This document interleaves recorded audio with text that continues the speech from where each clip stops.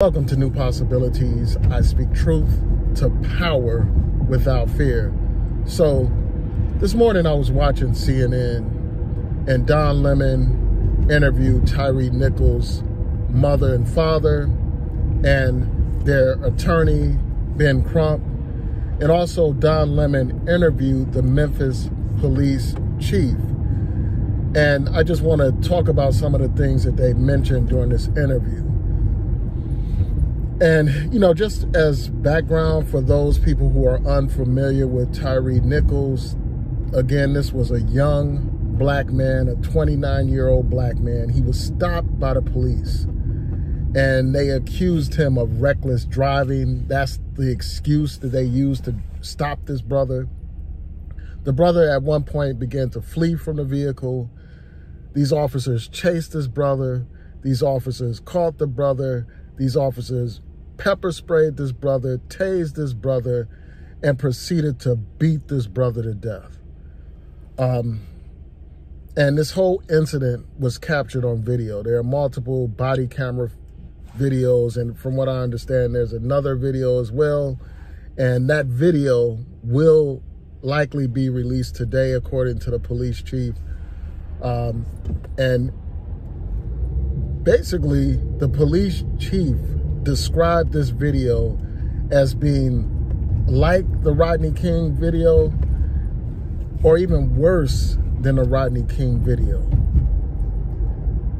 So it's a horrible situation. And the police chief was talking about a lot of things. Like, one of the things that she mentioned was that the video did not capture any kind of proof at all of this allegation of reckless driving.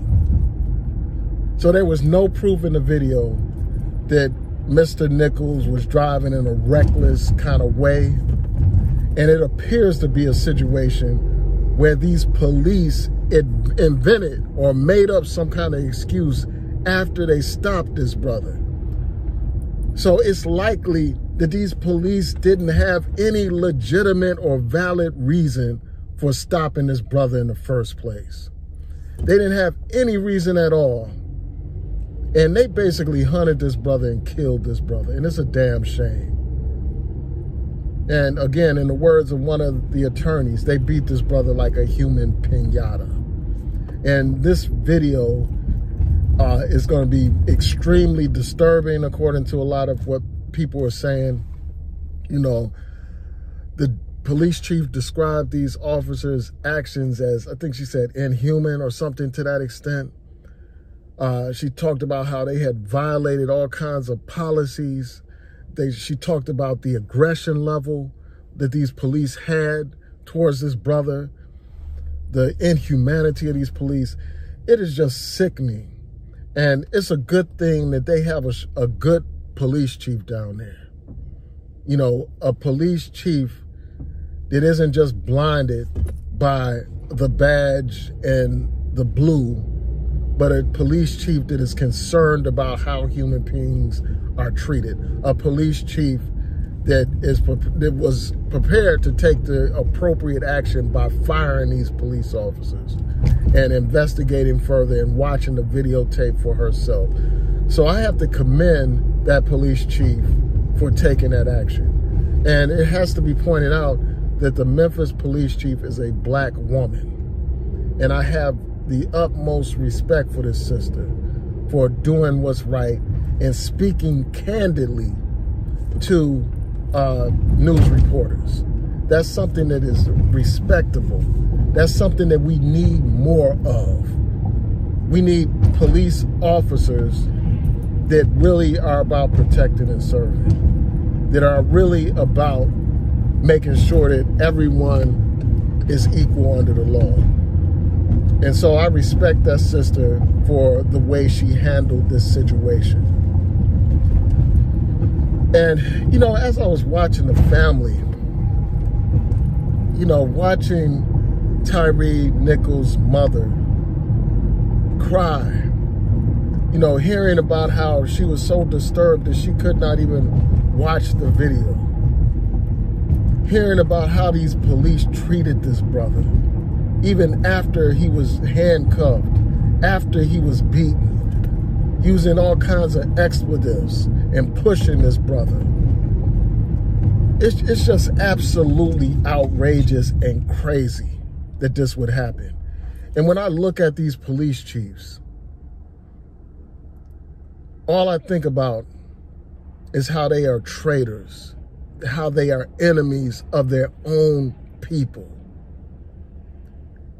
How these people are literally like the overseers on the plantation. That's what I think about when I see these people. I think about the black Judases that are described in the book that we're reading now, Stamped from the Beginning. That's what I think about when I see these stinking punk police that killed this brother.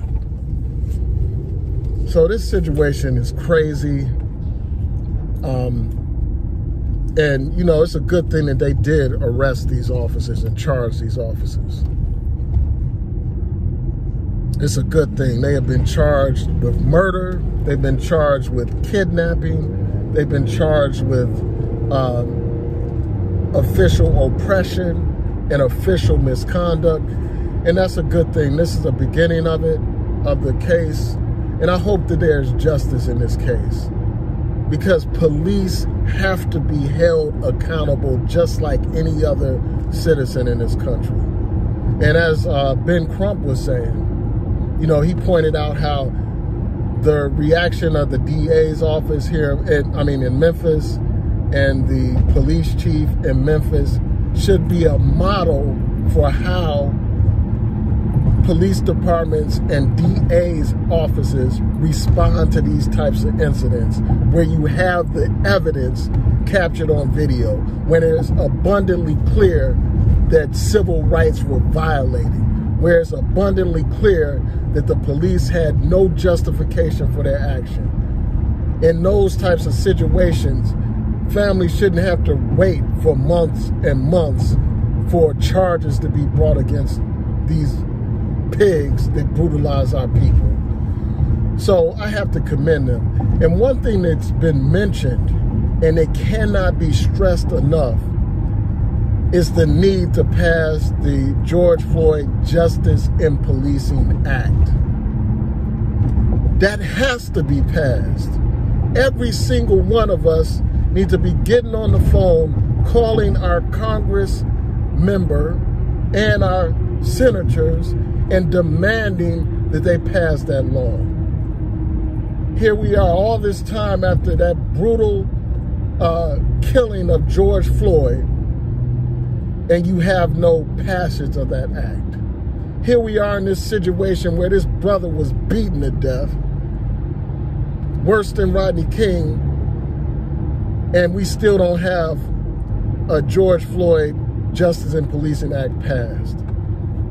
Here we are after that brother, Kenan Anderson, was tased to death, and we still don't have a Justice in Policing Act passed in Congress.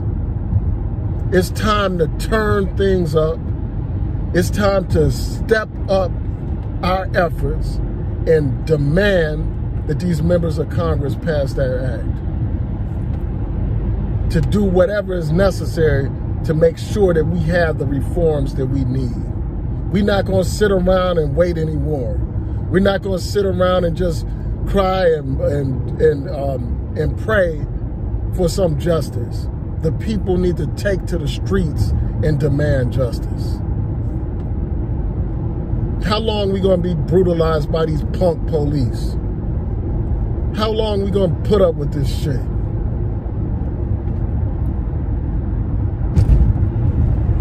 Here we are all these years after Rodney King, and we still dealing with the same damn thing. Here we are after the election of a black president, and we still dealing with the same damn thing. We need to pick up where the Black Panthers left off. And that's just being real.